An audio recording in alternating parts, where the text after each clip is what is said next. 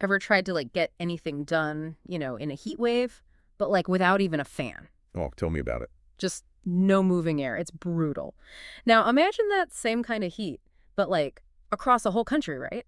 Businesses shut down, no school, and, like, no relief in sight. That was Cuba last Friday. The whole island just went dark. The whole island, a total blackout. So on this deep dive, we're going to unpack exactly how that happened, because it's not as simple as just flipping a switch, right? Right, this was a long time coming. Yeah, Cuba's had energy problems brewing for years before this, even before the lights went out. A big part of it is they depend on Venezuela for oil. I mean, that's basically what keeps their grid going. Okay, so, like, no oil, no lights. Pretty straightforward. Except Venezuela's got their own issues. Their economy's been struggling so badly, their oil production's taken a nosedive. It's not about cutting Cuba off, more like. They don't have enough to spare. So it's like your friend's car breaks down, right? And then suddenly you can't get to work either because you were carpooling. One problem, but the ripple effect. Exactly. And to make things worse, imagine that car. It's not just out of gas, it's running on fumes, held together with duct tape. Cuba's power grid, a lot of it is ancient. I mean, we're talking power plants from like the Stone Age compared to what modern countries use. So they're already on borrowed time, and then you throw this oil shortage on top of it. Plus, we got to factor in the U.S. embargo, too. That doesn't help. Okay, yeah. For those who don't follow international stuff closely, explain how the embargo plays into this whole blackout situation. So basically, it makes getting anything into Cuba way harder. Not just oil, everything. Right. Like trying to buy groceries from a store that's like 100 miles away and charges you triple. It's constant pressure. Okay, so you've got this system, right? It's on its last legs, struggling to get the supplies it needs. And then the Antonio Guterres power plant goes offline. That's their main power plant, right? The big one, yep. And get this, the reason it shut down seems almost comical compared to, the blackout that followed. I gotta hear this. What happened? Bad weather, like little rough seas, delayed an oil tanker from docking. Wait, so one tanker's delayed and the whole country goes dark. That's kind of scary how fragile it all is when you really think about it. Shows you what happens when a system's already stretched thin. Yeah. Any little thing pushes it over the edge. And the Cuban government, they knew this was coming, actually. They did. Yeah, like the night before the blackout, they were already taking some drastic steps, shutting down schools, businesses closing up early, no more parties at the club, that kind of thing. Trying to conserve whatever power they had left, buy themselves a little time. Exactly. Their prime minister, Manuel Marrero, even said, and I quote, they were forced to paralyze the economy just to try and keep, like, hospitals and stuff running. That's serious. Wow. So this wasn't some, like, better safe than sorry kind of thing. They knew exactly how bad it was going to be.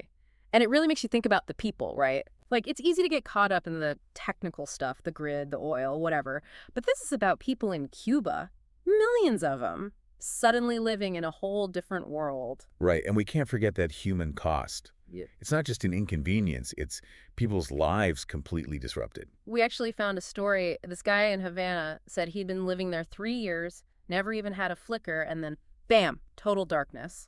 Just like that. Exactly. 1 minute life's normal, the next it's like, who knows? And for some Cubans, this brings back some bad memories, too. Oh, yeah, especially anyone who lived through the 90s when their economy tanked. Those blackouts were brutal. So it's not just the darkness. It's like this reminder that things could get that bad again. No wonder people are on edge. And politically, it's a huge deal, too. Remember those protests back in 2021? Yeah, big ones. Blackouts were like the #1 complaint fueling those. It's easy to forget sitting here with our lights on, but electricity, it's more than just convenience. It's everything. Right. Jobs, being able to, like, cook food, even just feeling safe at night. Exactly. And this current crisis, it just pours gasoline on that fire, Makes everything worse. We are reading some firsthand accounts, by the way, from people in Cuba right now, just describing what it's like. Oh, wow.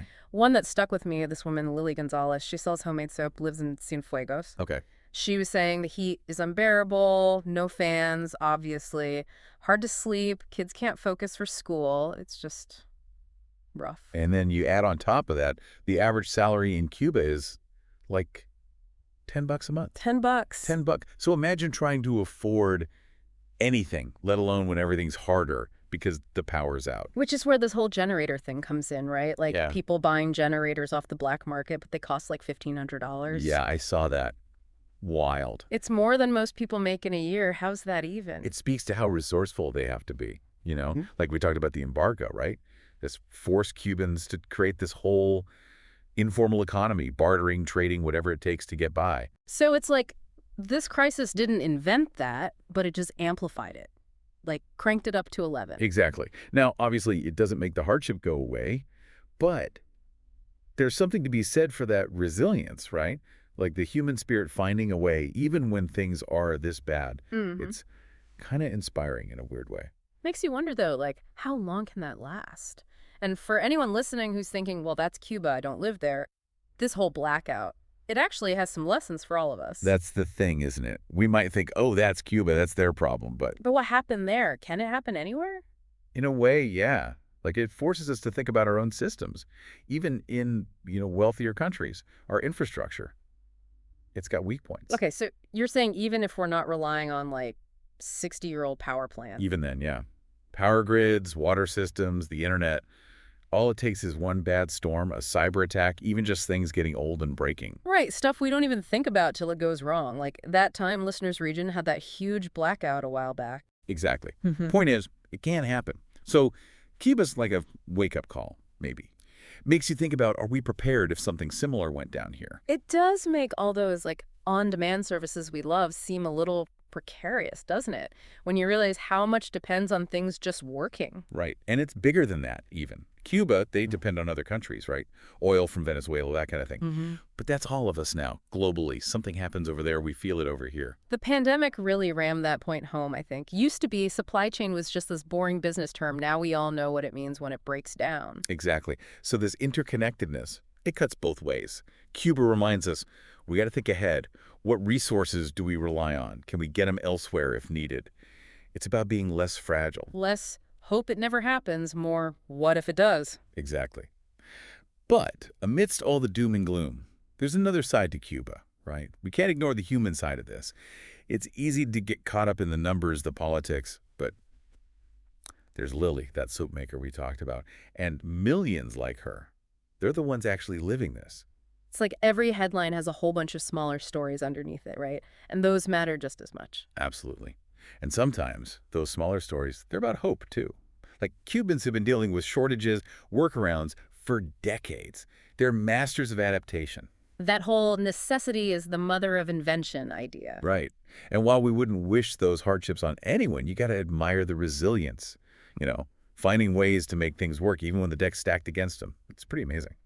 So from a single country in the dark to talking about, like, the whole planet, Hmm. this deep dive took us to some unexpected places. Really makes you think, right? It does. It does. We can't control everything, but we can learn from what's happening, whether it's halfway across the world or in our own backyards. So, listeners, here's one last thing to consider. Imagine your community, your town, facing a similar crisis. What's one thing you'd want to make sure was in place, knowing what you know now? Big or small, doesn't matter.